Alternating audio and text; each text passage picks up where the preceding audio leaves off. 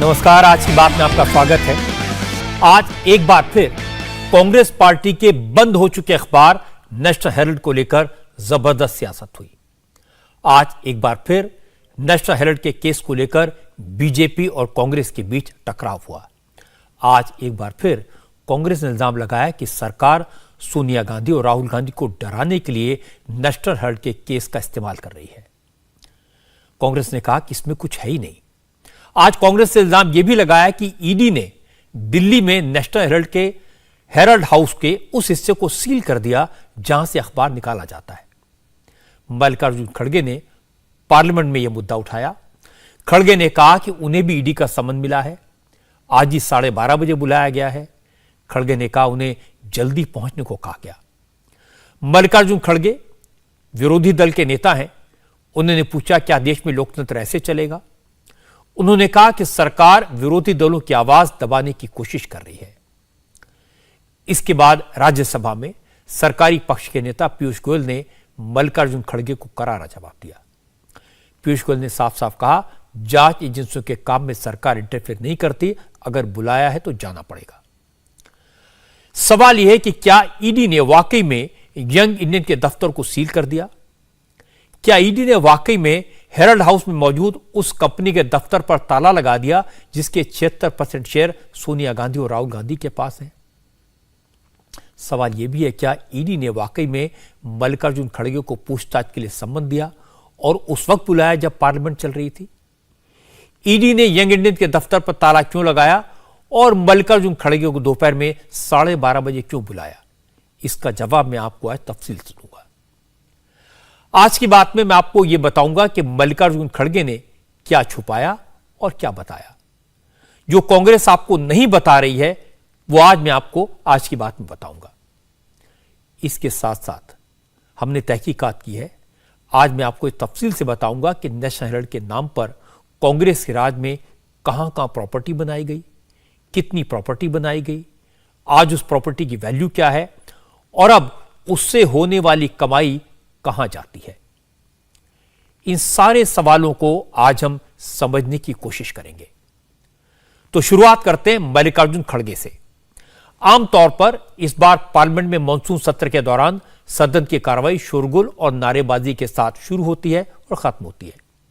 लेकिन आज राज्यसभा में शांति थी क्योंकि शुरू में ही विपक्ष के नेता मल्लिकार्जुन खड़गे बोलने के लिए खड़े हुए।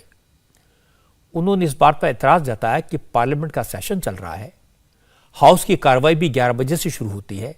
इसके बावजूद ईडी ने उन्हें समन भेजकर 12:30 बजे पहुंचने को कहा। खड़गे का कहना था कि वो रोज पार्लियामेंट आते हैं, कहीं भाग नहीं रहे। ऐसे में ऐसी क्या इमरजेंसी आ गई कि ईडी ने उन्हें समन भेज दिया? खड़गे ने फिर वही इल्जाम लगाया जो आजकल कांग्रेस के सभी नेता रोज लगाते हैं कि सरकार विपक्ष की आवाज को दबाने की कोशिश कर रही है, सरकार एजेंसियों के जरिए विरोधी दलों के नेताओं को डरा रही है। लेकिन कांग्रेस डरेगी नहीं। यह सदन चल रहा है और पार्लियामेंट में एक सदस्य हूं और leader of the opposition party हूं, लेकिन मुझे इस वक्त पार्लियामेंट जब चल रहा है तो ईडी का समन आता है, आप जल्दी आइए।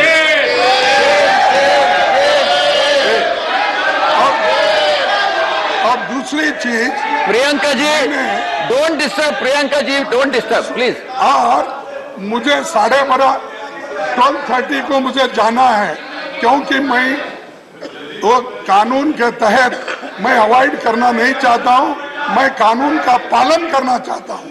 लेकिन इस वक्त ईडी बुलाना, मुझे समन करना जब पार्लियामेंट सदन है चल रहा है, क्या ये उचित है? इस तरीके से अगर हम चलेंगे क्या डेमोक्रेसी हमारी जीवित रहेगी? क्या संविधान के तहत हम चलेंगे? जैसे ही खड़गे ने अपनी बात खत्म की वैसे ही नारेबाजी शुरू हो गई।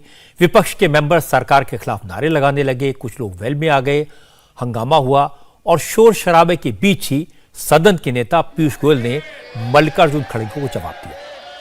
पीयूष गोयल ने कहा कि सरकार किसी एजेंसी के काम में दखल नहीं देती, कानून सबके लिए बराबर है, अगर समन मिला है तो जाना चाहिए, कानूनी प्रक्रिया का पालन सबको करना चाहिए। तो ईडी का समन आता है, आप जल्दी आइए।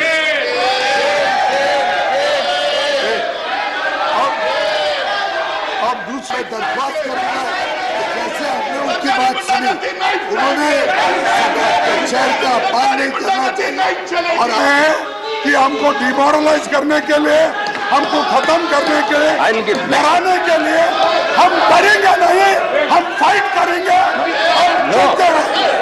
तो इसलिए सर, इसी सरकार किसी तरीके से सरकार कभी भी जो लॉ एनफोर्समेंट अथॉरिटीज है उसके काम में दखल अंदाज नहीं देती है। शायद इनके जमाने में जब इनकी सरकार चलती थी तो ये लोग इंटरफेयर करते होंगे। ऑपोजिशन में जो बात कही वो पूरी तरीके से बेबुनियाद है। अगर किसी ने कोई गलत काम किया है तो कानून व्यवस्था अपना काम करता है। जो कानूनी व्यवस्था का पालन करना चाहिए बजाय के भागना चाहिए। सदन की कार्यवाही अच्छी तरीके से चले। हमारी सरकार लॉ एनफोर्समेंट अथॉरिटीज के काम में कभी दखलअंदाजी नहीं देती है। पीयूष गोयल ने इसी तरह हल्ले हंगामे के बीच अपनी बात पूरी की। कहा कि सरकार एजेंसीज के काम में इंटरफेयर नहीं करती है, लेकिन इसके बाद विरोधी दलों के कुछ सांसद वेल में आ गए और फिर वही दृश्य पैदा हो गया जो पार्लियामेंट में रोज दिखाई देता है। पूरी तरीके से बेबुनियाद है। अगर किसी ने कोई गलत काम किया है तो कानून व्यवस्था अपना चलने देना चाहिए। वेल में आना सही नहीं है, वेल में आना सही नहीं है, पोडियम के पास खड़ी होना ठीक नहीं है। Please go back to your seat, please go back to your seat. Nothing will go on record. Mallikarjun खड़गे राज्यसभा में अपनी बात कहकर निकल गए। उन्होंने सरकार पर डराने धमकाने का इल्जाम लगाया, ईडी के समन की बात की, लेकिन यह नहीं बताया कि ईडी ने क्यों बुलाया है, कहां बुलाया है। जो बात मल्लिकार्जुन खड़गे ने छुपाई वो मैं आपको बता देता हूं। पहली बात तो यह कि मल्लिकार्जुन खड़गे को आज पूछताछ के लिए नहीं बुलाया गया था। उन्हें ईडी के दफ्तर में पेश होने का सम्मन नहीं दिया गया था। खड़गे को हेरल्ड हाउस पहुंचने को कहा गया था। और दूसरी बात यह कि जो कल से कहा जा रहा है कि ईडी ने हेरल्ड हाउस में यंग इंडियन के दफ्तर को सील कर दिया है, यह बात भी गलत निकली। असल में कल ईडी यंग इंडियन के ऑफिस में सर्च करने गई थी, लेकिन उस वक्त यंग इंडियन कंपनी से जुड़ा कोई ऑफिशियल वहां मौजूद नहीं था। इसलिए ईडी ने रिकॉर्ड्स और डॉक्यूमेंट्स सुरक्षित रखने के लिए ऑफिस पर ताला लगाया और दफ्तर के बाहर यह नोटिस लगा दिया कि बिना परमिशन के कोई इसे ना खोले। चूंकि मल्लिकार्जुन खड़गे यंग इंडियन के सीईओ हैं, इसलिए आज ईडी ने खड़गे से 12:30 बजे हेरल्ड हाउस में यंग इंडियन के दफ्तर में आने को कहा था, जिससे उनकी प्रेजेंस में ईडी यंग इंडियन के ऑफिस में सर्च कर सके। तो खड़गे से कोई पूछताछ नहीं हुई, न उन्हें पूछताछ के लिए बुलाया गया था, न सम्मन दिया गया था। वो करीब 1 बजे हेरल्ड हाउस पहुंचे। ईडी ने उनकी मौजूदगी में यंग इंडियन के ऑफिस को सर्च किया। खड़गे वहां रात करीब 7:30 बजे तक रहे। ईडी ने जो कागजात वहां से लिए वो सारे मल्लिकार्जुन खड़गे को दिखाए गए। इसके बाद जब सर्च खत्म हुई तो शाम को 7:30 बजे खड़गे वहां से निकल गए। लेकिन खड़गे ने पार्लियामेंट में इसे ऐसे पेश किया था जैसे सरकार के कहने पर ईडी ने उन्हें जानबूझकर ऐसे वक्त पर पूछताछ का सम्मन दिया जब पार्लियामेंट की कार्रवाई चल रही है। शाम को हेरल्ड हाउस से बाहर आने के बाद मल्लिकार्जुन खड़गे ने कहा फिलहाल जांच चल रही है, इसलिए वो अभी कुछ नहीं बोलेंगे।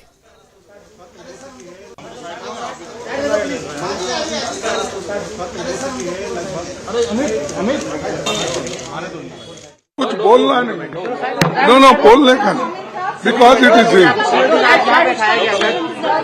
I can't tell because it is investigation. Before investigation, I can't make any statement. लेकिन आज सुबह सुबह कांग्रेस के नेता तय करके पार्लियामेंट में आए थे कि पार्लियामेंट में पहुंचते ही नेशनल हेराल्ड के इशू पर सरकार को घेरना है। मल्लिकार्जुन खड़गे ने यह काम किया। इसके बाद राहुल गांधी जब पार्लियामेंट में पहुंचे तो उन्होंने गाड़ी रोककर इत्मीनान से संवाददाताओं से बात की। उन्होंने मीडिया से कहा वो नरेंद्र मोदी से नहीं डरते, न वो डरने वाले हैं न भागने वाले हैं, सरकार के खिलाफ बोलते रहेंगे। अगर सरकार को लगता है कि इस तरह का प्रेशर डालकर वो कांग्रेस को चुप करा देगी तो ऐसा नहीं होगा। राहुल ने यह भी कहा कि सरकार को जो करना है कर ले, देश को बचाने के लिए कांग्रेस की जंग जारी रहेगी। ये पूरा इंटिमिडेशन का अटेम्प्ट है। ये सोचते हैं कि थोड़ा सा मतलब प्रेशर डाल के हमें चुप कर देंगे। हम चुप नहीं होने वाले हैं। जो इस देश में नरेंद्र मोदी जी, अमित शाह जी कर रहे हैं लोकतंत्र के खिलाफ, उसके खिलाफ हम खड़े रहेंगे, चाहे कुछ भी कर दें। कोई फर्क नहीं पड़ता। रण छोड़ने भी नहीं देंगे और भागने भी नहीं देंगे। मतलब बीजेपी संबित पात्रा कह रहे हैं कि भागने नहीं देंगे और रण की बात कर रही है, लड़ाई की बात कर रही है कांग्रेस पार्टी। भागने की कौन बात कर रहा है? भागने की वो बात कर रहे हैं। देखिए, सुनिए बात, हम इंटिमिडेट नहीं होंगे। हम नरेंद्र मोदी से नहीं डरते हैं। समझ गए बात? कर लें जो करना है, कुछ फर्क नहीं पड़ेगा। जो हमारा काम है, जो मैं सुनिए बोलने दीजिए, ठीक है? जो मेरा काम है देश की रक्षा करना, लोकतंत्र की रक्षा करना, देश में जो हार्मनी है उसको मेंटेन करना, वो मैं करता रहूंगा। ये कुछ भी कर लें, कोई फर्क नहीं पड़ता। मौका कोई भी हो, मुद्दा कोई भी हो, जगह कोई भी हो, राहुल गांधी का डायलॉग फिक्स्ड है।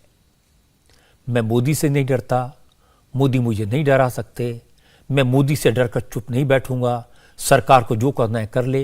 ये सारी बातें राहुल गांधी बार बार बोलते हैं, जरूर बोलते हैं, और आज भी उन्होंने इसी अंदाज में यही बात कही।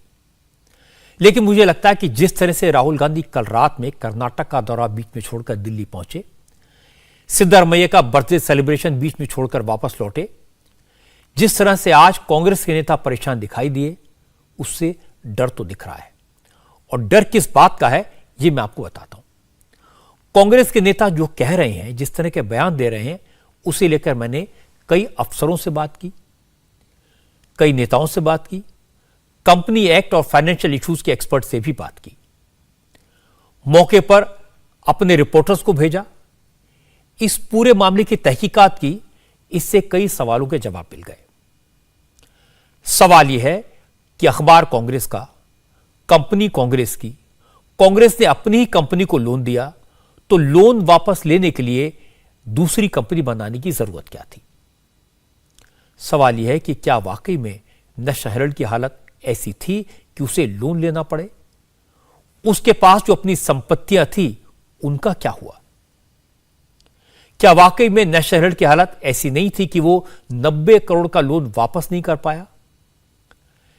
इन सारे सवालों के जवाब खोजने के लिए जब इंडिया टीवी के संवाददाता भोपाल, मुंबई, लखनऊ जैसे शहरों में पहुंचे, तो पता लगा कि अभी भी नेशनल हेराल्ड की संपत्तियों से, प्रॉपर्टी से करोड़ों की कमाई हो रही है। नेशनल हेराल्ड कंगाल नहीं है, न पहले था न अब है। नेशनल हेराल्ड के नाम पर सरकार से सस्ते दामों में ली गई प्रॉपर्टीज को अब सैकड़ों करोड़ में बेचने की बात भी सामने आई। सबसे पहले मैं आपको भोपाल की तस्वीरें दिखाता हूं। भोपाल में तो मध्य प्रदेश की सरकार ने नेशनल हेराल्ड के नाम पर हुई गड़बड़ी की जांच भी शुरू कर दी है। हमारे संवाददाता अनुराग मेहताब ने बताया कि भोपाल में नेशनल हेराल्ड के नाम पर जो जमीन एजेएल को अलॉट की गई थी, एजेएल यानी वो कंपनी जो नेशनल हेराल्ड को ओन करती थी, उस जमीन पर शॉपिंग कॉम्प्लेक्स बनाकर दुकानें बेच दी गई।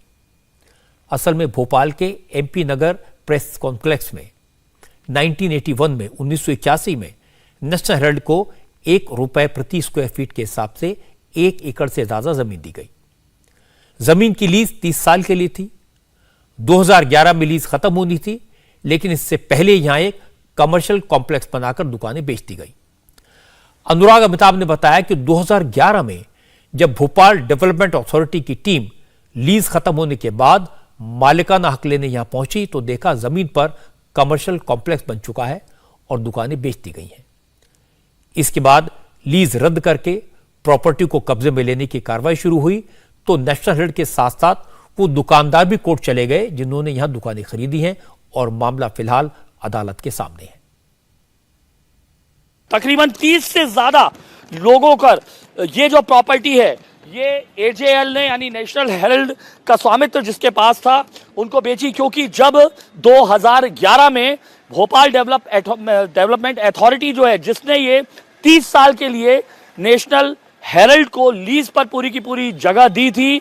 जब वो रिन्यू कराने के लिए नेशनल हेरल्ड पहुंची तो विरोध किया, बीडीए ने मामला दर्ज किया कि आपने चूंकि लीज की शर्तों का उल्लंघन किया है इसलिए आपकी लीज निरस्त की जाती है।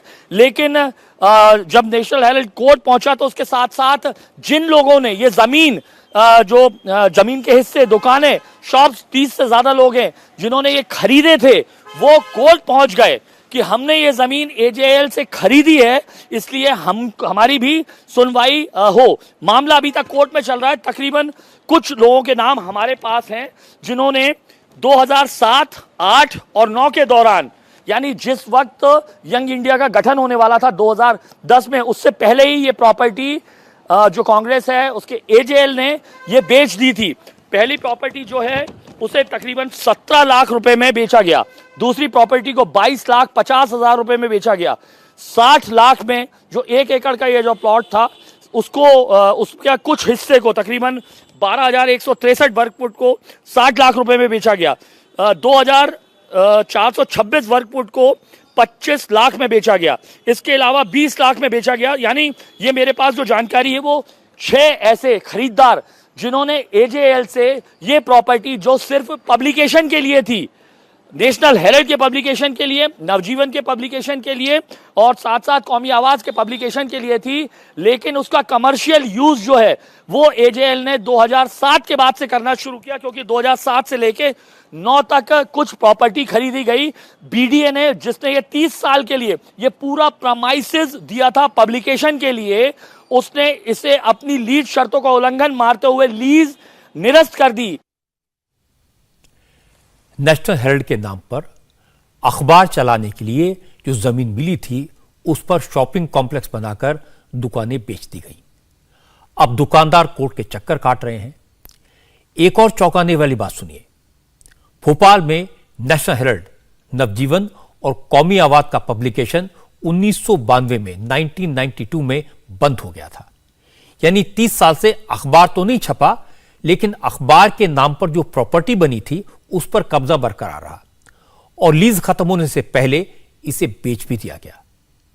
अब जाहिर है बीजेपी ने इसे इशू बनाया है।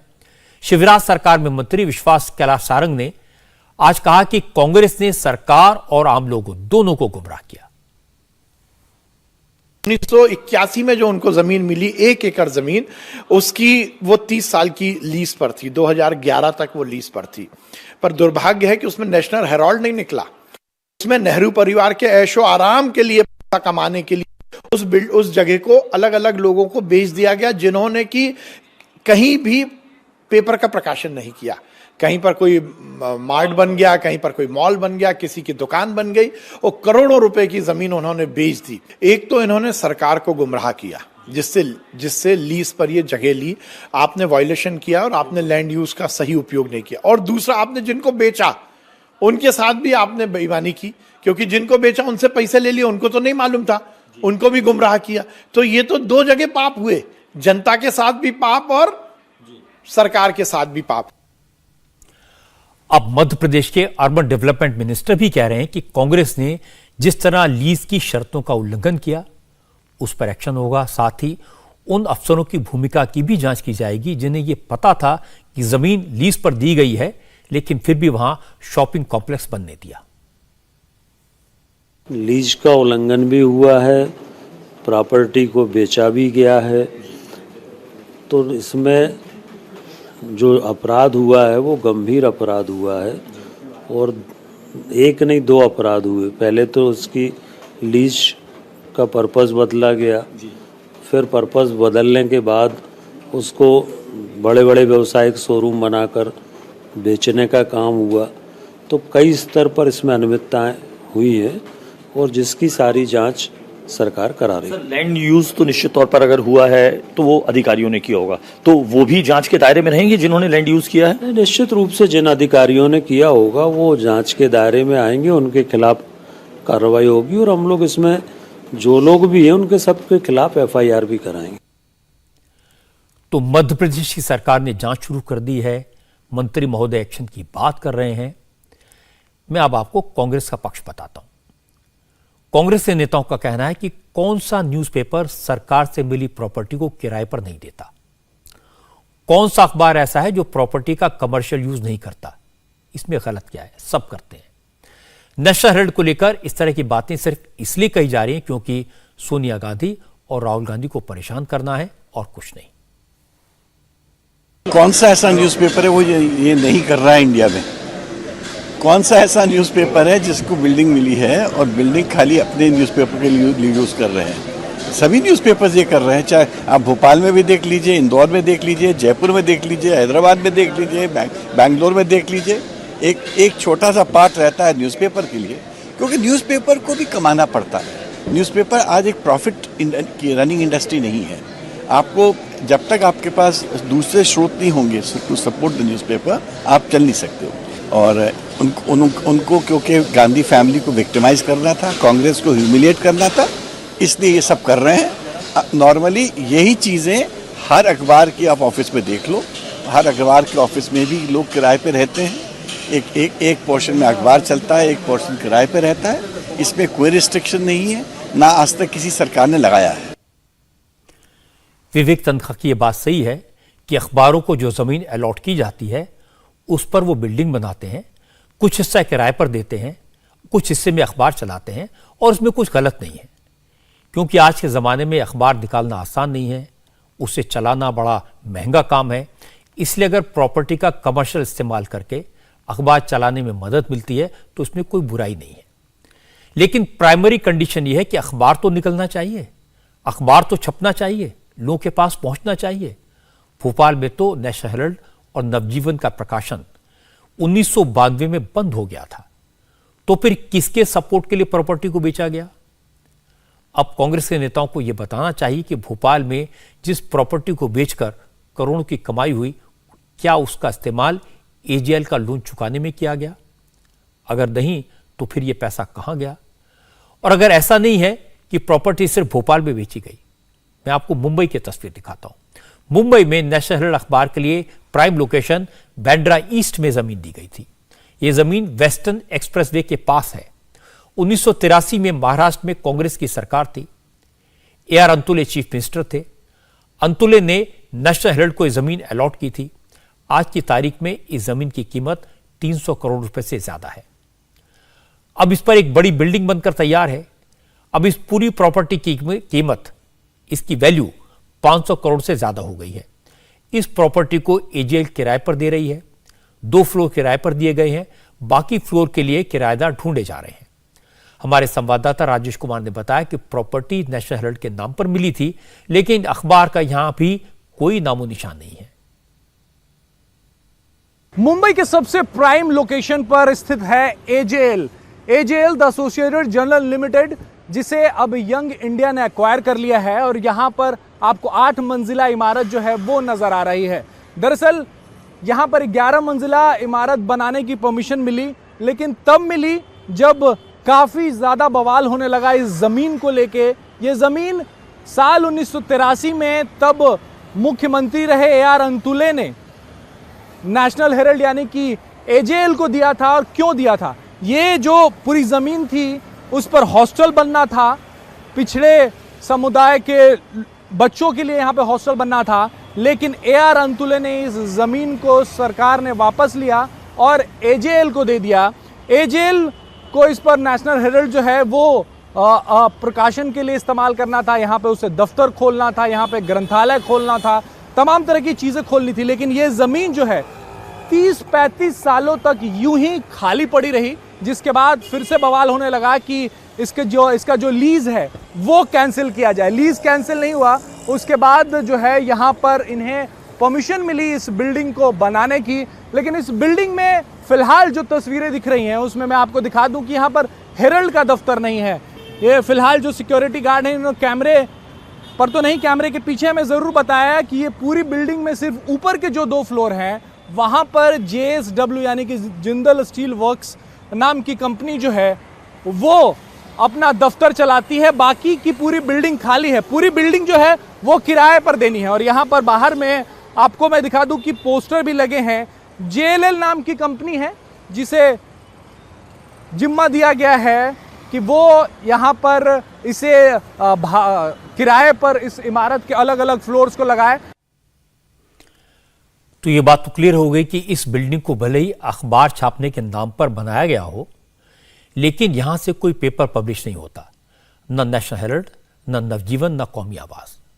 इस बिल्डिंग को किराए पर दिया जाना है, और किराया कितना? कम से कम 5,000 रुपए प्रति स्क्वायर फीट हर महीने। एक फ्लोर का कारपेट एरिया है 6,500 स्क्वायर फीट, यानी किराया कम से कम 15 लाख रुपए प्रति महीना। इस हिसाब से अकेले इस बिल्डिंग का किराया ही हर महीने 1 करोड़ से ज्यादा आ सकता है। एजेएल कंपनी ने एक multinational company JLL real estate को इस बिल्डिंग को रेंट आउट करने का कॉन्ट्रैक्ट दिया है। बिल्डिंग के बाहर इस कंपनी का बोर्ड लगा था जिस पर एक फोन नंबर लिखा था। हमारे संवाददाता राजेश कुमार ने उस नंबर पर फोन किया। मुझे अपने कंपनी के लिए ये एक फ्लोर लीज पे चाहिए था। Okay, alright. कौन सी कंपनी है आपकी? अब मुझे पहले आप अपनी जानकारी देंगे तभी मैं रिवील कर पाऊंगा। ये फ्लोर अगर हम पूरा एक हासिल करना चाहें तो उसका किस तरीके से रेंट है, क्या है, कुछ बता पाएंगे आप? आपको फ्लोर पहले इंस्पेक्ट करना है? इंस्पेक्ट करना है, पहले मैं रेंट की जानकारी चाह रहा था, उसके बाद फिर मतलब अगर हमारे बजट में हो उसी हिसाब से फिर हम इंस्पेक्ट करने जाना। What is your area requirement? हमें मतलब कम से कम 50 लोगों के बैठने के लिए एरिया चाहिए, 50 से 60 लोगों के बैठने के लिए। अच्छा, इधर मिनिमम फ्लोर 5,000 कारपेट है। 5,000 कारपेट?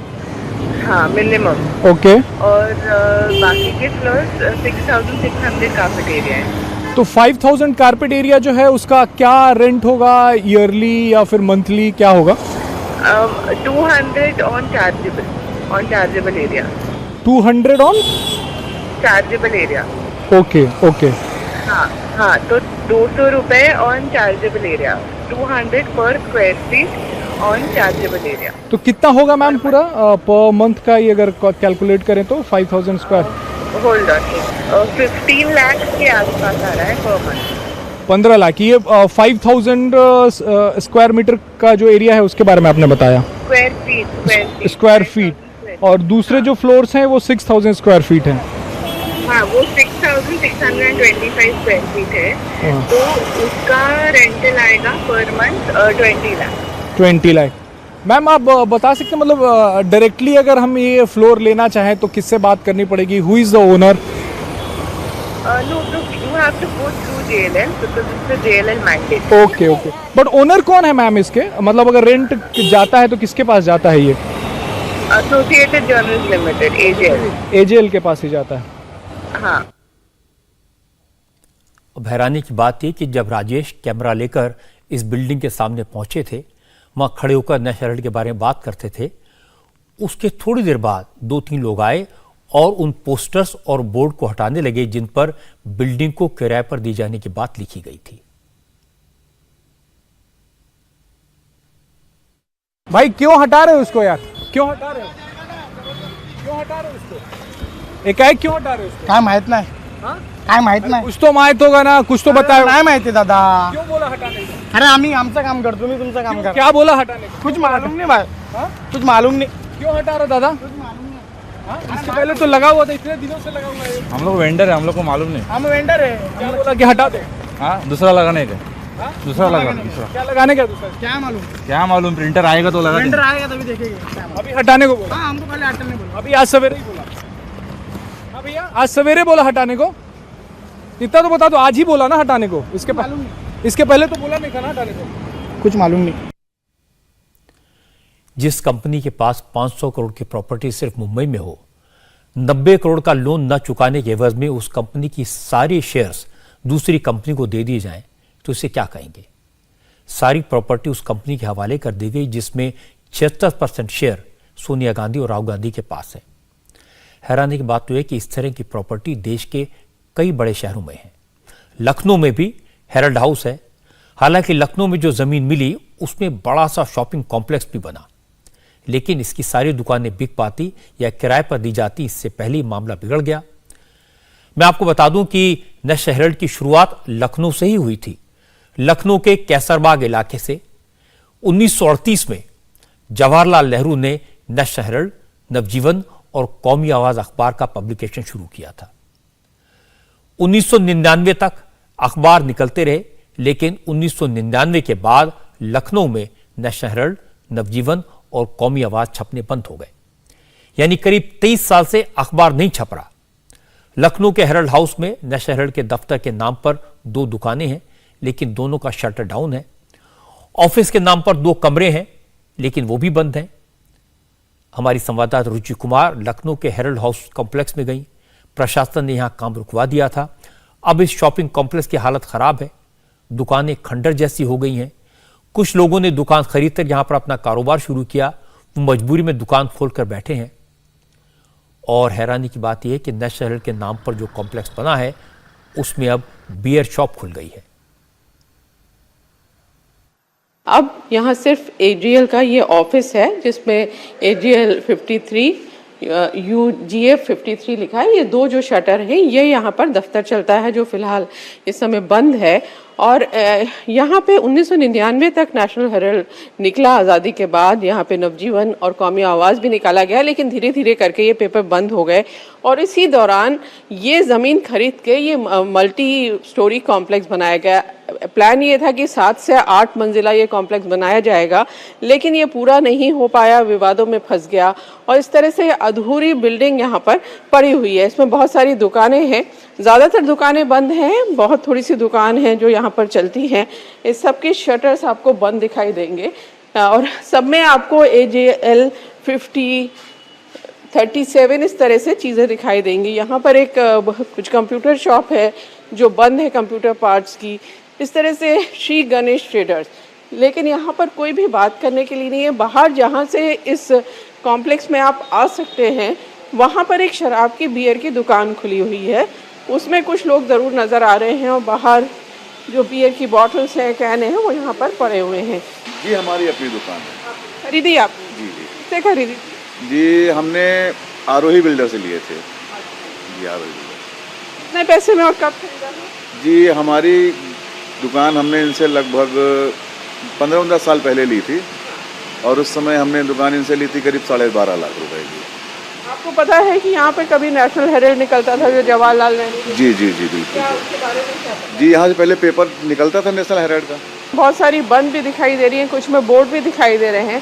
तो यहाँ किराएदार भी हैं? जी किराएदार नहीं है, यहाँ पे दुकानें लगभग पिछले कुछ वर्षों से खाली कराई जा रही थी और दुकानें खाली हो गई हैं। अब जो 5-6-7 लोग रजिस्टर्ड मालिक हैं वही लोग हैं, बाकी दुकानें सब खाली हैं। पूरी बिल्डिंग में कुल 6-7 दुकानें खुली हैं। रुचि कुमार ने इन दुकानों के मालिकों से भी बात की। दुकानदारों ने बताया कि 2007 में उन्होंने दुकान खरीदी थी। दुकान AJL से खरीदी और कंपनी के चेयरमैन मोतीलाल वोरा थे। उन्हीं के अथॉरिटी लेटर से दुकान की रजिस्ट्री हुई थी। ये दुकान आपकी अपनी है, किराए की है? नहीं, ये परचेज है। अच्छा, कब खरीदी थी आपने? ये हमारी फिलहाल रजिस्ट्री जो हुई है उस समय 2007 में मोतीलाल वोरा थे वो यहाँ के चेयरमैन इस बिल्डिंग के। किसने की थी, किससे खरीदी आप? AJL से। हाँ हाँ। तो कितने में बेची थी AJL ने? अब AJL ने किसी और को मतलब दिया था, हमने वो लिया था क्या मतलब रीसेल में। AJL ने ट्रांसफ़र किया था, उसका ट्रांसफ़र अमाउंट लिया था हमसे। कितना? अब ये सब तो पेपर है, उसमें क्या वो लगभग मान के लिए के आसपास करीब 70 या 75 हज़ार वैल्यू के हिसाब से था कुछ, वो लगा था ट्रांसफ़र अमाउंट। बाकी तो दुकान तो बहुत महंगी थी। मोतीलाल वोरा थे चेयरमैन, उनके अथॉरिटी लेटर से BB कनौजिया ने रजिस्टर किया था। अब तक जिन 2 दुकानदारों की बात आपको सुनवाई वो दुकान के मालिक थे, उन्होंने AJL से दुकानें खरीदी थी। इसके अलावा कुछ शॉपकीपर ऐसे भी थे जिन्होंने ये दुकानें रेंट पर ली थी। उनका कहना है कि दुकान का किराया AJL के अकाउंट में ही जाता है। आपकी दुकान किराए पे, इसका किराया किसको देते हैं? एसोसिएटेड को। अच्छा, कितना देते हैं किराया? चेक से जाता है। करीब कितना जाता है? 10,000 करीबन। 10,000 महीने। हर महीने किराया देते हैं? तो कहाँ पर देते हैं किराया? ऑफिस बनाया हमने आपको। तो यहाँ जो पूरा ये कॉम्प्लेक्स है, कितनी दुकानें होंगी जो किराए पे और कितनी खरीद ली गई? मैम 2-3 ही किराए पे हैं, मतलब बाकी सब तो छोड़ के जा चुके हैं। कांग्रेस पार्टी को जो जमीन अखबार चलाने के लिए मिली थी वहां ऑफिसेज बन गए, शॉपिंग कॉम्प्लेक्स बन गए, बेचा गया है, किराए पर दिया गया है। लेकिन कांग्रेस के नेताओं को इसमें कुछ गलत नहीं दिखता। राज्यसभा के सांसद प्रमोद तिवारी से पूछा गया तो उन्होंने कहा कि आज कौन सी कंपनी है जो अपनी बिल्डिंग से सिर्फ अखबार निकालती है। प्रमोद तिवारी ने कहा कि अखबार चलाना बहुत महंगा काम है, अगर एक्स्ट्रा इनकम सोर्स न हो तो अखबार निकालना मुश्किल हो जाएगा। अगर शॉप्स खोली जाएंगी, मीडिया तभी चलेगा। मीडिया को चलाने के लिए एक आवश्यक खर्च होता है, तो अगर उसके किसी भाग का व्यापारिक उपयोग होता है तो अनुचित तो नहीं कहा जाएगा। ये मैं स्पष्ट कर दूं, जिन नियमों के अंतर्गत ये ट्रस्ट बना है उसमें एक पैसा या एक ईंट लॉन्डर नहीं हो सकती, जा नहीं सकती, तो उसका दुरुपयोग हो ही नहीं सकता। अगर वो पैसा आ रहा है टू रन द पेपर, जो अखबार 23 साल से छप नहीं रहा, जिस अखबार के नाम पर जमीन मिली हो, लेकिन अखबार न चलने के बावजूद न्यूज़पेपर को चलाने के लिए दुकानें बनाकर बेचना, किराए पर देना जरूरी है, ये कैसे जस्टिफाइड हो सकता है? अखबार तो 1999 में प्रिंट होना बंद हो गया था और दुकानें 2007 में बेची गई। इसलिए इस तरह के तर्कों पर कौन यकीन करेगा? हरियाणा में तो नेशनल हेराल्ड को जमीन देने के इशू पर पहले भी विवाद हुआ था, लेकिन जैसे ही कांग्रेस की सरकार आई तो नेशनल हेराल्ड को जमीन अलॉट कर दी गई। 2005 में जब भूपेंद्र सिंह हुड्डा हरियाणा के मुख्यमंत्री बने तो उन्होंने पंचकुला के सेक्टर 6 में दी एसोसिएटेड जर्नल लिमिटेड को करीब 3,500 स्क्वायर मीटर का प्लॉट दिया था। पंचकुला का पॉश सेक्टर 6, इसमें जो प्लॉट एजेएल को दिया गया था उसके सामने पुलिस हेडक्वार्टर है। यहां शानदार बिल्डिंग बनी, लेकिन अखबार नहीं छपता। ये जो बिल्डिंग है 2005 में जब हुड्डा सरकार आई थी, यानी कि कांग्रेस सरकार जब आई, तब ये 3,360 वर्ग मीटर का ये जो प्लॉट था ये आवंटित किया गया था उस समय द एसोसिएट जर्नल्स लिमिटेड को। और वर्तमान में इस जगह की कीमत अगर मैं बताऊं तो 100 करोड़ रुपए से भी ज्यादा की यहाँ इसकी कीमत है। और पोश इलाका है ये पंचकूला का, और इसके ठीक सामने हरियाणा पुलिस का जो हेडक्वार्टर है वो है। और ये ठीक ये आप सामने जो तस्वीर देख रहे हैं ये पुलिस हेडक्वार्टर है हरियाणा पुलिस का, और उसके ठीक सामने ये नेशनल हेराल्ड की ये जो बिल्डिंग है या द एसोसिएट जर्नल लिमिटेड के नाम पर जो है ये पंजीकृत है। बोर्ड जो है अगर मैं दिखाऊं यहाँ पर तो उस पर भी बाकायदा जो है एड्रेस जो लिखा हुआ है ये आप देख सकते हैं, पंचकुला, और ऑफिस सबसे ऊपर द एसोसिएट जर्नल्स लिमिटेड। ये सारी बातें देखने के बाद नेशनल हेराल्ड की सारी कहानी को सिलसिलेवार तरीके से समझने की कोशिश करते हैं। ये दो कंपनियों की कहानी है। एक एजेएल एसोसिएटेड जर्नल्स लिमिटेड, जिसे 1938 में जवाहरलाल नेहरू ने नेशनल हेराल्ड नाम का अखबार निकालने के लिए बनाया। नेशनल हेराल्ड के सारे पब्लिकेशन 1999 से लेकर 2008 तक के बीच हैवी लॉसेस की वजह से बंद होने लगे। इसको फिर से चलाने के लिए, रिवाइव करने के लिए कांग्रेस ने कोशिश शुरू की। पता चला कांग्रेस ने एजेएल को 90 करोड़ रुपए का लोन दिया हुआ था। एजेएल कांग्रेस का लोन वापस नहीं कर पाई तो इससे 50 लाख रुपए लेकर उसकी एवज में कंपनी के सारे शेयर यंग इंडियन नाम की कंपनी को दे दिए गए। यंग इंडियन के 76% शेयर राहुल गांधी और सोनिया गांधी के नाम में है। अब यहां से विवाद शुरू हुआ। एजेएल, जिसके पास 3,000 करोड़ रुपए से ज्यादा की संपत्ति है, मैंने आपको दिखाया कि कहां है, उसकी कितनी वैल्यू है, वो सिर्फ 50 लाख में यंग इंडियन को ट्रांसफर कैसे कर दी गई? जब कांग्रेस के नेताओं से सवाल पूछे गए तो उन्होंने बड़ा सिंपल सा जवाब दिया। एजेएल और यंग इंडियन के बीच जो डीलिंग हुई, जो ट्रांजैक्शंस हुए, उनकी जानकारी सिर्फ मोतीलाल वोरा के पास थी। अब मोतीलाल वोरा दुनिया में रही नहीं तो कौन किसको क्या बता सकता है? कांग्रेस की तरफ से दूसरी बात यह कही गई कि यंग इंडियन तो सेक्शन 25 की, सेक्शन 25 की नो प्रॉफिट वाली कंपनी है। इससे सोनिया गांधी और राहुल गांधी को 1 रुपए का भी फायदा न हुआ और न हो सकता है। इस पर सवाल उठा, अगर कोई फायदा नहीं था तो सोनिया गांधी और राहुल गांधी ने कंपनी बनाई क्यों? वो इस चक्कर में पड़े क्यों?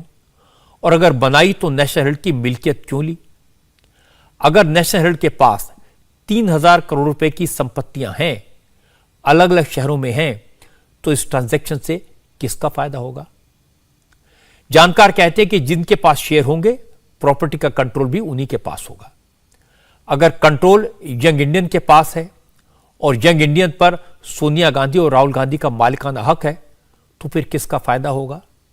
ये सारी बातें जांच का विषय है। लेकिन मेरा कहना यह है कि कांग्रेस आजादी की लड़ाई लड़ने वाली पॉलिटिकल पार्टी है। कांग्रेस देश पर 60 बरस तक राज करने वाली पार्टी है। एक पॉलिटिकल पार्टी को यह सब काम करने की क्या जरूरत थी? कंपनी खरीदना, उधार देना, शेयर्स का लेन देन एक राजनीतिक दल का काम कैसे हो सकता है? अब न मोतीलाल वोरा रहे, न ऑस्कर फर्नांडिस। इसीलिए सोनिया गांधी और राहुल गांधी पर इतने सारे सवाल खड़े हुए, जिनका जवाब कांग्रेस के बाकी नेताओं को देना है।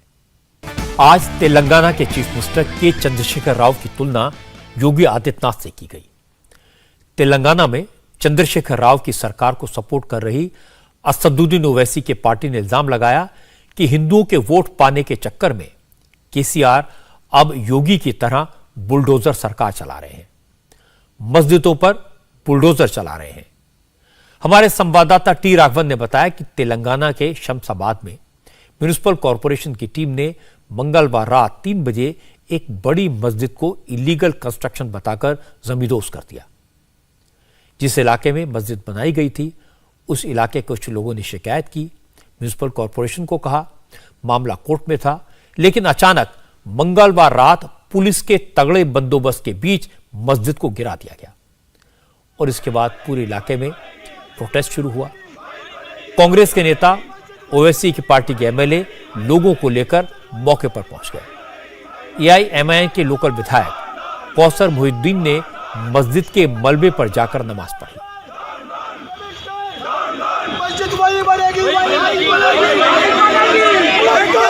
इसके बाद अपने समर्थकों के साथ प्रोटेस्ट मार्च पर निकल पड़े।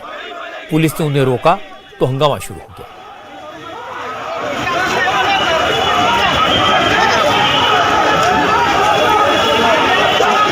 इसके बाद पुलिस ने सख्ती की, प्रदर्शनकारियों को हटाने के लिए फोर्स का इस्तेमाल किया, तब जाकर हालात काबू में आए।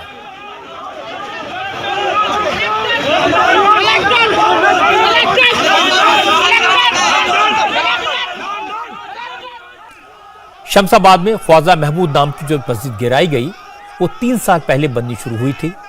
उसमें 2 साल से नमाज पढ़ी जा रही थी। जिस शमशाबाद इलाके में यह मस्जिद बनी है, वहां 2016 में नगर निगम ने ग्रीन एवेन्यू कॉलोनी को डेवलप करना शुरू किया था। इस दौरान प्रेस्टीज इंफ्रा नाम के बिल्डर ने यहां प्लॉटिंग की। 95% प्लॉट मुसलमानों ने खरीदे, 5% प्लॉट हिंदुओं ने। विशाल सिंह नाम के शख्स ने प्लॉट खरीदकर घर बनवाया और वहां रहने लगा, लेकिन कुछ ही दिनों के बाद उनके घर के बिल्कुल बगल में मस्जिद बनने लगी। 1 साल के बाद वहां नमाज शुरू हो गई, अजान शुरू हो गई, तो विशाल सिंह ने इसकी शिकायत नगर निगम से की। कहा यह मस्जिद गैर कानूनी है, लेकिन वक्फ बोर्ड का कहना है कि मस्जिद बाकायदा परमिशन लेकर जमीन खरीद कर बनाई गई है। मामला अदालत में पहुंच गया। नगर निगम ने जांच शुरू कर दी और मंगलवार को रात 3 बजे मस्जिद गिराने के लिए बुलडोजर पहुंच गए। पूरे इलाके की बैरिकेडिंग की गई और उसके बाद मस्जिद को ढा दिया गया। इसके बाद से विरोध प्रदर्शन शुरू हुए। शमशाबाद में मस्जिद गिराने के खिलाफ हैदराबाद में हजारों लोग सड़कों पर निकले। मस्जिद बचाओ तहरीक के अध्यक्ष अमजदुल्ला खान का आरोप है कि मस्जिद गिराने का ऑर्डर सीधे सीधे तेलंगाना के चीफ मिनिस्टर चंद्रशेखर राव के ऑफिस से आया था। सोची समझी कार्रवाई है और इसमें जो है चीफ मिनिस्टर केसीआर साहब जब तक हाँ नहीं भरते, ये इतना बड़ा कार्रवाई होने का सवाल ही पैदा नहीं होता। और म्युनिसिपल एडमिनिस्ट्रेशन मिनिस्टर खुद उनके बेटे केटीआर साहब है, उनकी नॉलेज के बगैर इतना बड़ा काम होने का कोई सवाल ही पैदा नहीं हो सकता। तो आप बताइए कि एक तरफ पे केसीआर साहब, टीआरएस, केटीआर साहब ये बोलते हैं कि हम बीजेपी के खिलाफ में हैं और एक बोल रहे हैं कि हम मुसलमानों के दोस्त हैं। आप बतलाइए, जब से 2014 से टीआरएस पार्टी इख्तिदार पर आई है, अभी तक 9 मसाजिद को शहीद कर दिए। आप एक तरफ मगरमच्छ के आंसू रो रहे हैं मुसलमानों की, दोस्ती का सबूत पेश कर रही, दूसरी तरफ आप उनके इबादत गाहों को तोड़ दे रहे, उनके कब्रस्तानों को मिसमार कर दे रही, क्या बोले तो तरक्की के नाम पर। तेलंगाना में अगले साल चुनाव है, इसलिए कोई भी पार्टी, कोई भी नेता इस मुद्दे को हाथ से जाने नहीं देना चाहता। शमशाबाद में मस्जिद गिराए जाने की खबर मिलते ही कांग्रेस भी एक्टिव हो गई। पार्टी के नेता उस जगह पहुंच गए जहां मस्जिद गिराई गई थी। इन लोगों ने नगर निगम के खिलाफ नारेबाजी की, कहा कि इलाके के विधायक ओवैसी की पार्टी के हैं मगर वो खामोश हैं। सरकार केसीआर की है लेकिन प्रशासन ने मस्जिद को शहीद कर दिया। यूथ कांग्रेस के नेता राशिद खान ने कहा कि मुसलमानों की इबादतगाह को साजिश के तहत गिराया गया। ओवैसी और केसीआर मिले हुए हैं और मिलकर मुसलमानों को धोखा दे रहे हैं। कोई नोटिस न भेजे, पूरी डिपार्टमेंट आप बैठ के मंसूबा तब तरीके से जाके मस्जिद को शहीद कर डाले। अब इसका जायजा कौन लेगा मेरे को बोलो? हो के रात से लेके अब तक कितने घंटे गुजर गए, वक्फ बोर्ड का एक शख्स नजर नहीं आ रहा। यहाँ का ना कोई एमएलए नजर आ रहा, ना क्या कोई जिम्मेदार नजर आ रहा, ना तो कलेक्टर नजर आ रहा, कोई नजर आ रहा, चेयरमैन है, पूरे मुलविस है। मैं इसलिए चीख के कह रहा हूं मेरे मुसलमान भाइयों से, मुसलमान भाई उठो, अपने नींद से बेदार हो, वरना अपने मसाजिद ऐसी शहीद होते रहेंगे, अपन देखते रहेंगे हाथ पे हाथ रख के। ये पुलिस किसकी सुनने वाली नहीं है, केसीआर की हुकूमत किसी की सुनने वाली नहीं है। हमारे को आगे बढ़ना है, हमारे को एहतजाज करना है, हमारी हक की आवाज को बुलंद करना है। ये जुल्म हो रहा हम पे। और एक मस्जिद जहां तामीर होती ता हयात क़यामत तक वो मस्जिद रहती, आज मस्जिद शहीद हो गई। बड़ी अफसोस की बात है। उठो मेरे मुसलमान भाइयों, उलमाया आओ, आके जायजा लो। मस्जिद गिराए जाने को लेकर के चंद्रशेखर राव सभी दलों के निशाने पर आ गए। टीआरएस के बड़े नेता इस इशू पर खामोश हैं। जिस इलाके में घटना हुई है उसमें मुस्लिम आबादी ज्यादा है, इसलिए टीआरएस के लोकल लीडर परेशान हैं। शमशाबाद के पार्षद मोहम्मद जहांगीर ने भी टीआरएस की पार्टी के हैं। वो कह रहे थे कि इलाके का माहौल बिगाड़ने के लिए मस्जिद गिराने की साजिश रची गई। मोहम्मद जहांगीर ने कहा कि चीफ मिनिस्टर चंद्रशेखर राव ने मस्जिद दोबारा बनवाने का वादा कर दिया है और कल जुमे के नमाज के बाद इसकी नींव रखी जाएगी। मेरे को तो, मैं तो लोकल का काउंसलर हूँ, मेरे को पता नहीं है, हमारे चेयरमैन को पता नहीं है, किसी को इत्तला नहीं है। पहले जो है ना 15 दिन पहले वो डिमोलिश करने के लिए आए थे। जब हमको पता था हम लोग वहाँ पर गए, उन लोग ऑफिसर वहाँ पर आए, आके देख के बयाना करके चले गए, मगर जब डिमोलिश नहीं हुआ उसके बाद ये मंसूबा चला के म्यूनसिपल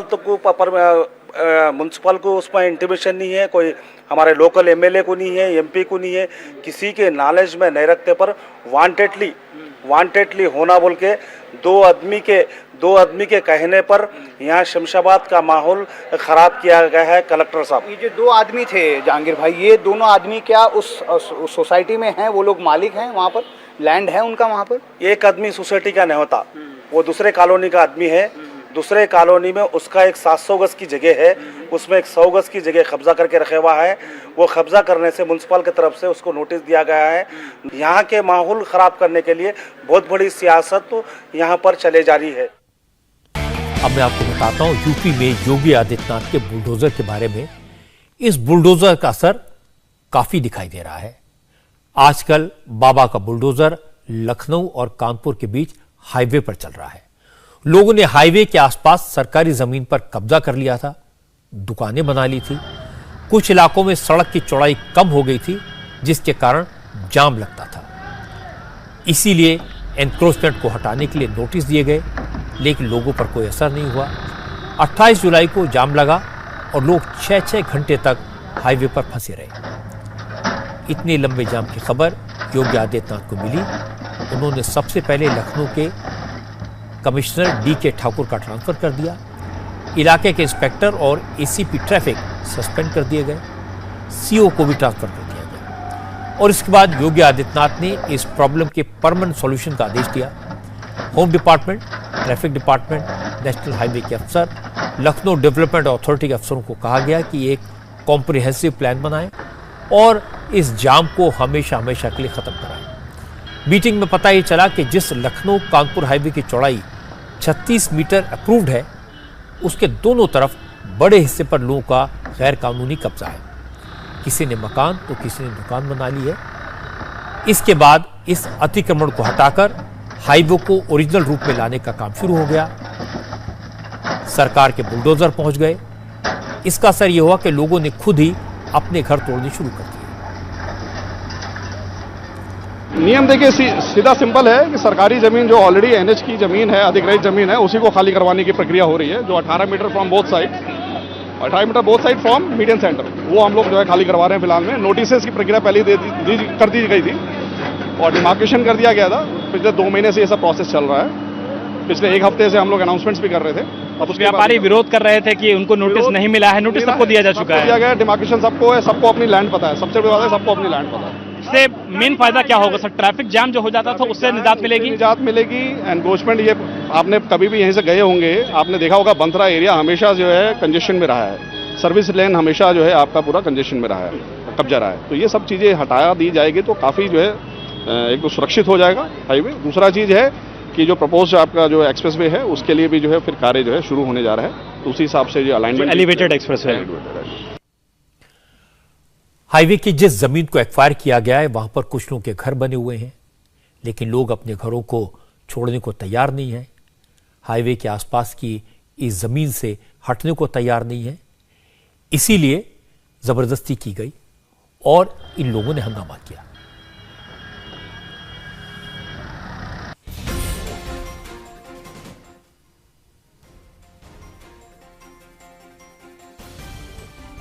बिल्कुल गलत है। इंसान तो मार डाले इससे अच्छा हम लोगों के ऊपर बुलडोजर चला दें। यहाँ तक है, अब ये नजर वहाँ तक ले जाएगी तो हम लोग सुसाइड कर लेंगे। यही व्यापार है। हम लोग छज्जे पे रहेंगे, बुलडोजर वो चलाएंगे। हम लोग हम बच्चे हटेंगे भी नहीं। अब पीएससी मारेगी तो हम लोग मर जाएंगे। बुलडोजर सरकार का कहना है कि ये सब जो इलाका है ये अतिक्रमण का है, इसमें गलत तरीके से बढ़ाया गया। अतिक्रमण नहीं है, इतना भयंकर अतिक्रमण नहीं है। मेरा ये दुकान यहीं तक थी, वो मेरा घर था। हमने अभी दुकान बनवाई 1 साल पहले। हमारे पापा नहीं, हम लोग कहाँ मर जाएंगे? मेरी माँ, हमारा मकान 100 साल से ऊपर पुराना है। कहाँ से सरकारी आ गया बताए हमको? सरकार सारी जमीन ले लेगी, जनता क्या करेगी? बेरोजगार सबको कर रखी है।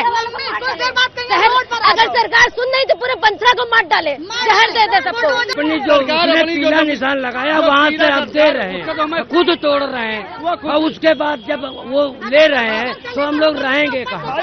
हमारे सरकारी जमीन हम अपने खुशी से तोड़ रहे हैं, लेकिन उसके बाद वो कहते हैं मुआवजा, हमको मुआवजा न चाहिए, हमारे ऊपर सीधा बुलडोजर चला दे और पूरे जमीन ले ले, पूरा घर ले ले। सरकार को ये लेना जरूरी है। जो पब्लिक परेशान हो रही है वो नहीं देख रही है सरकार। सरकार को एलिवेटेड रोड अपनी बनानी है, एक्सप्रेसवे बनाना है आपका। हाँ, ये सरकार नहीं देख रही। पब्लिक कितना परेशान हो रही है, कितनी दिक्कत में। ना आपका सरकारी है उतना ले लीजिए, मुझे कोई मुआवजा नहीं चाहिए, मुझे कोई मुआवजा नहीं चाहिए। निशान लगाया गया, यानी कि यहाँ तक की सरकारी जमीन है, लेकिन लोगों का जो गुस्सा है, लोगों की जो नाराजगी है वो इस बात को लेकर के है कि इसके बाद जो लाल निशान आया वो लाल निशान दरअसल दुकान के अंदर चला गया है। ये लाल निशान ये देखिए दुकान के अंदर लगाया गया है, यानी कि यहाँ तक अवैध निर्माण है और यहाँ तक सरकार का कहना है कि इसको पीछे करना होगा। ये जब निशान लगाया गया सरकार के द्वारा तो आप लोग थे यहाँ पे, बताया गया जस्ट अभी लगाया गया है, तुरंत वो भी कुछ देर पहले इसी समय लगा है कि कोई नोटिस भी नहीं बताया गया है। ये अचानक हम लोग तो उतना तोड़वा रहे थे, ये एक्स्ट्रा बढ़ा दिया गया। इंडिया टीवी ने लोगों की आवाज उठाई तो तय हुआ कि फिलहाल इन लोगों के घर नहीं गिराए जाएंगे, सरकार इन लोगों से बात करेगी और कोई सॉल्यूशन निकालेगी, इसके बाद बात आगे बढ़ेगी। योगी आदित्यनाथ की सरकार पर अक्सर यह इल्जाम लगता है कि मुसलमानों की प्रॉपर्टी पर तुरंत बुलडोजर चल जाता है, लेकिन आज इसको लेकर एक बड़ी खबर आई। मुरादाबाद में एक मुस्लिम कारोबारी की प्रॉपर्टी को इलीगल बताकर एसडीएम ने उस पर बुलडोजर चला दिया। जाहिद अहमद मुरादाबाद के बिलारी इलाके में रहते हैं, फर्नीचर का बिजनेस करते हैं। उनके घर पर एसडीएम साहब ने बुलडोजर चलाया, उसे गिरवा दिया। जाहिद अहमद ने इसकी शिकायत मुरादाबाद के डीएम से की, कमिश्नर को भी चिट्ठी लिखी, शिकायत की। उन्होंने कहा कि बिलारी के एसडीएम घनश्याम सिंह ने 2.5 लाख रुपए का फर्नीचर अपनी बेटी के लिए लिया था। उन्होंने फर्नीचर भेज दिया, फिर जब बिल भेजा, पैसे मांगे तो एसडीएम ने उनकी प्रॉपर्टी पर बुलडोजर चलाने की धमकी दे डाली। जब जाहिद ने कहा कि उनकी प्रॉपर्टी अवैध नहीं है तो उन्हें नोटिस भेजा गया और फिर बुलडोजर भेजकर बिल्डिंग का एक हिस्सा गिरा दिया।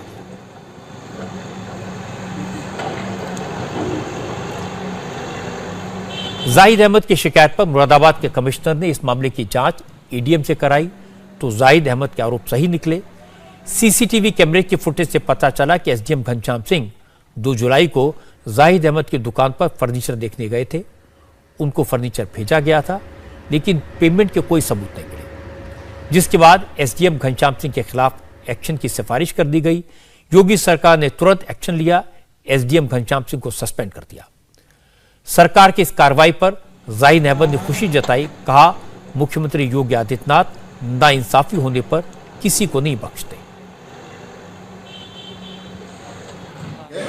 जो मैंने फर्नीचर दिया पेमेंट न देने पर माननीय मुख्यमंत्री योगी आदित्यनाथ ने अपने संज्ञान में लेते हुए माननीय मंडलायुक्त अपने संज्ञान में लेते हुए सत्यजीत को बताते हुए ये कार्रवाई एसडीएम पर करी गई। जो जनता में संदेश जाता है कि माननीय योगी जी किसी को बख्शते नहीं है अगर भ्रष्टाचारों को देखता है। योगी आदित्यनाथ जी उत्तर प्रदेश सरकार मुख्यमंत्री जी का आभार व्यक्त करता हूँ अपने परिवार की ओर से, जो मेरी सत्य की जांच करा के प्रशासन ने कार्रवाई की है।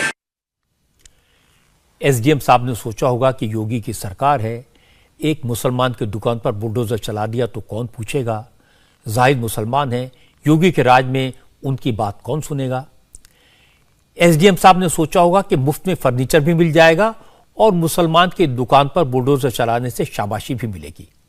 एक तीर से 2 शिकार। लेकिन यहां एसडीएम साहब को लेने के देने पड़ गए।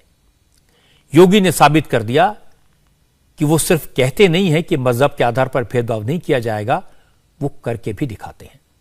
इंडिया टीवी हर वक्त हर जगह डाउनलोड करने के लिए सर्च करें India TV news Google play store या ऐप स्टोर पर।